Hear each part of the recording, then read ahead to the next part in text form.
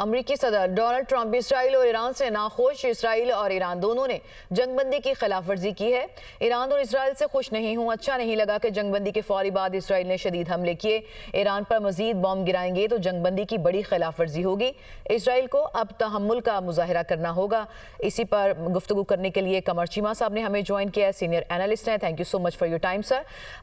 ابھی جنگ بندی کا ہم نے دیکھا کہ اعلان ہوا اور اس کے بعد خلاف ورزیاں بھی سامنے آئیں اور اب اس بات کے اوپر امریکی صدر بھی ناراض نظر آ رہے ہیں۔ آپ اس ساری سچویشن کو کیسے انالائز کریں گے سر؟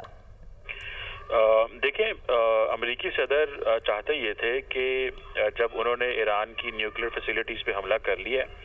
تو وہ ایک آخری حملہ تصور ہو اور اس کے بعد کچھ اور کرنے کی ضرورت نہ پڑے۔ اسی وجہ سے وہ جسٹ انہوں نے کل انتظار کیا ایران کے حملے کا، کیونکہ ان کو پتا تھا ایران نے جواب دینا ہے، اور انہوں نے فوراً پھر اس کے بعد اپنے گڈ آفیسرز کا اور قطر کا اور باقی ممالک کو انگیج کر کے تو سیز فائر کی طرف چل پڑے۔ لیکن اس کے بعد کیونکہ ڈونلڈ ٹرمپ یہ بھی سمجھتے ہیں کہ میری مرضی سے سارا کچھ ہو، اور ایران کیونکہ یہ سمجھتا ہے کہ اس کے زیادہ ملٹری نقصان ہو چکے ہیں، تو ہم کیسے امریکی صدر کی بات مان لیں یا کیسے ہر وہ کام کریں جو یہ کریں گے، کیونکہ ایران یہ تو ضرور کہتا ہے کہ ہم سیز فائر کرنے کو تیار ہیں اگر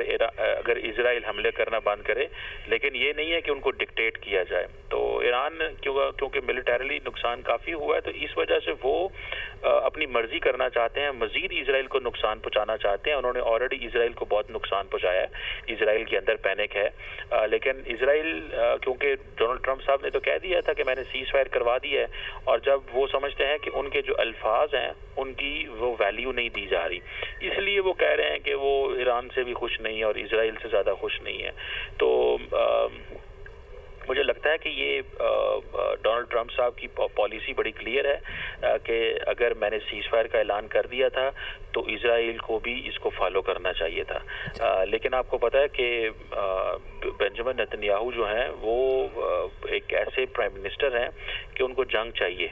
اور اگر یہاں سے ایران کے ساتھ تعلقات یہ جنگ ختم ہوتی ہے تو وہ شروع ہو جائیں گے غزہ میں اور باقی جو خطے کے اندر، سیریا، باقی جگہوں کے اندر، تو ان کو جنگ چاہیے۔ تو اگر یہ جنگ اور لمبی ہوتی ہے تو اسرائیل کو تو سوٹ کرتی ہے، لیکن ڈونلڈ ٹرمپ صاحب یہ کہتے ہیں کہ میرے الفاظ کی ویلیو کریں، میرے الفاظ کی قدر کریں۔ اگر میں نے یہ کہہ دیا ہے کہ اب سیز فائر ہے تو اس کا مطلب ڈاکٹر صاحب لیکن اپیرنٹلی نہیں کی گئی نا قدر، تو نہیں ان کی بات مانی گئی، مگر ہم الٹیمیٹ فورس تو امریکہ کو ہی دیکھتے ہیں جو کہ میڈیٹ کر سکتا ہے۔ تو اگر نہیں ان کی بات مانی جا رہی تو کیا منظرنامہ آپ دیکھ رہے ہیں آنے والے دنوں میں، جبکہ جو گلف کے دیگر کنٹریز ہیں وہ بھی کسی نہ کسی طرح اس میں شامل کر لیا گیا ایران کی جو ایئر بیسز پہ حملے ہوئے ہیں اس کے بعد؟ دیکھیں، یہ عرب ورلڈ کے ساتھ تو ایران کے معاملات بہت اچھے ہیں، اور خاص طور پہ جب سے سعودی عرب کے ساتھ رپروشما ہوا ہے ایران کا اور سعودی عرب کا، تو تب سے بہت اچھے معاملات ہیں۔ یہ جو کچھ ہوا ہے یہ میں سمجھتا ہوں کہ یہ کوئی زیادہ لمبا عرصہ چلنے والا نہیں ہے، اس لیے مجھے لگتا ہے کہ ایک وقت جو سچویشن خراب ہوئی تھی وہ سچویشن اب دوبارہ بہتر ہو جائے گی۔ دیکھیں، کل رات آپ نے دیکھا کہ ایئر سپیس کھل گئی تھی، تو ایئر سپیس کے کھلنے کا مطلب یہ ہے کہ چیزیں نارملائز ہیں۔ اگر ایئر سپیس نہ کھلتی تو پھر ہم یہ تصور کر سکتے تھے کہ حالات جو ہیں وہ خراب ہیں، اور ایئر سپیس کی کے کھلنا، باقی بھی جو زندگی نارملائز ہونا، میں سمجھتا ہوں کہ یہ چیز جو ہے وہ یہ چیز بتاتی ہے کہ چیزیں نارمل ہیں۔ سو عرب ورلڈ کے ساتھ ایران کے تعلقات جو ہیں وہ خراب نہیں ہوں گے، اور ایران نے ایک بڑی